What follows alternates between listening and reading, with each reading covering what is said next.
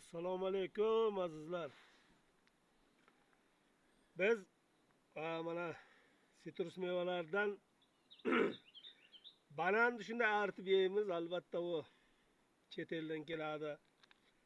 Machay tog'lariga tabiiy banan desak ham bo'ladi. Bu andiz, lekin buni mana bananday qilib bemalol aritib yesangiz bo'ladi.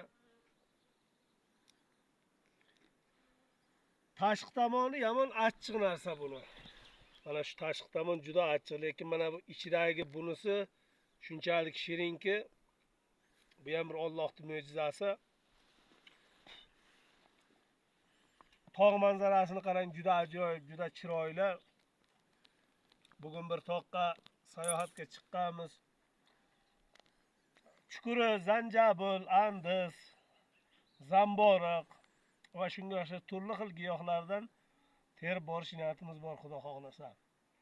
Barchalaringizga yoqimli ishtaha, omon bo'linglar.